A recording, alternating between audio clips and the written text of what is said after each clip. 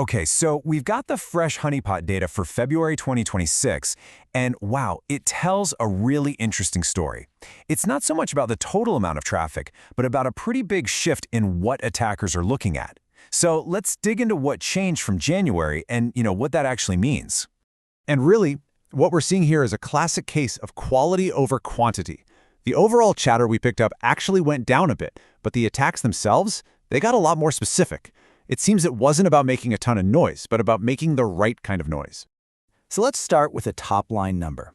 In February, our honeypots saw just under 199 million events. Now that's down about 20 million from January. At first glance, you might think, hey, great, things are calming down. But that's not quite the whole picture. And that really brings up the big question, right? Does a dip in the total volume actually mean there's less risk out there? Well, not necessarily. Sometimes less noise just means the attacks are more calculated and less random. So let's see where that focus actually went. Okay, this is where the story gets really compelling. MSSQL, the database service, yeah, it's still number one. But look at the shuffle right below it. RDP, that's Remote Desktop Protocol, a way to directly access another computer, it jumped up to the number 3 spot.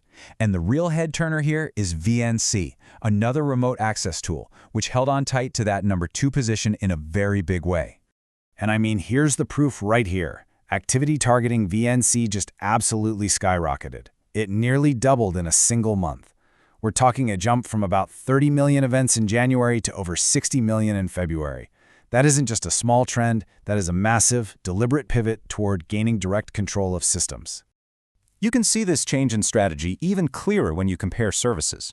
As all that noisy scanning for MSSQL databases dropped by 40%, the focused attacks on RDP shot up by almost 50%. It's a clear trade-off: less spray and pray on databases and more targeted attempts on remote entry points. And the focus on core internet services doesn't stop there. We saw a pretty staggering 156% jump in activity targeting DNS, the domain name system. It's basically the phone book of the internet. This tells us that even the most foundational parts of the network are getting a lot more attention. So what's the bottom line here? February wasn't quiet. It was just focused. We saw a clear pivot away from those loud, broad database scans and toward much stealthier, direct attacks on remote access services like VNC and RDP. And when you add in that huge spike in DNS activity, it really paints a picture of a more sophisticated threat landscape.